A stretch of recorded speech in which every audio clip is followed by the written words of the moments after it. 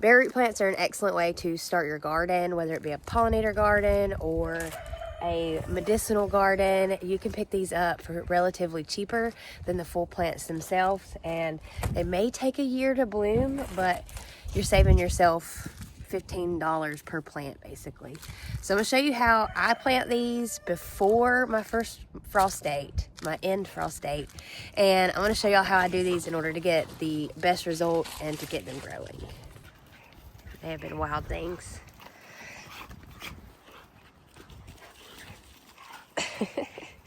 All right, so we're gonna start off with a bucket of rainwater, and I'm gonna open this package up and we're gonna see what's inside. So usually what you'll see is this some really cheap dirt that, I mean, it's not even anything. I'll just take it in the yard.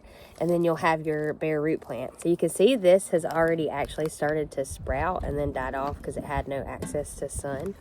So hopefully this one's still good. It still feels pliable. It's not like, if they were to just like snap, you know, it's no good. But this one's still pretty pliable, so it should be fine. So I'm gonna stick this in the rainwater, and we're gonna let this thing hydrate up while I get its pot ready.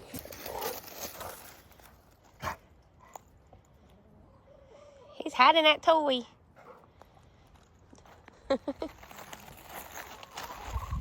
Chicken's coming in to get in on the dog action. I gotta dig through my pile of pots, and I'm just gonna grab some about this size. You don't want your pot overly big because then you risk drowning your plant and doing root rot, and you also don't want it too small because then it'll dry out too quickly. So something about yay high, yay big, probably do. Maybe even a little bit smaller would be fine too, but I definitely wouldn't go any bigger than this.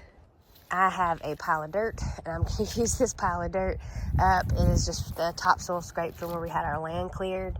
If you don't have access to soil, you can just use any sort of pot mix from the store, and that should get you through until they're ready to go in the ground. Easy enough. We're just going to put a little hole in there. So we're going to stick them roots down. It's not quite deep enough.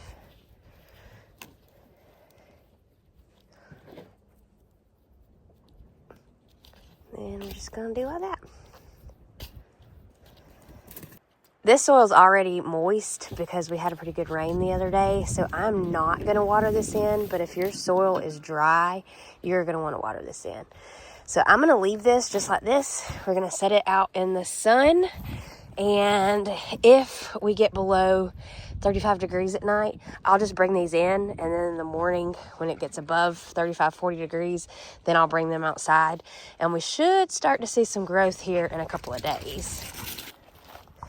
So I'm just gonna place it here for now. Pick up my baby goat.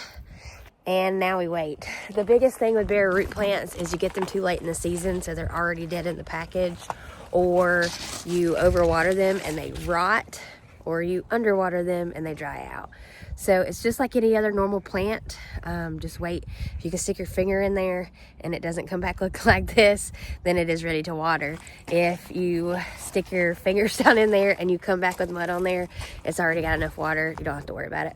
Same rules apply with houseplants. Bought a lot of these to build our cottage garden this year, and there's a good chance that some of these won't be alive. So some of these have like 30 roots in them, and so I expect probably 20 of them to be good. Same thing with this echinacea. There's 6 in here. If 4 pop up, I'm still good with that because that puts that at $3 a plant versus 15, 20 bucks you'll find at a nursery. So I'm just gonna repeat the process with all of these, and then we will wait and see what happens over the next few weeks, and then hopefully first week of April we'll be putting most of these in the ground.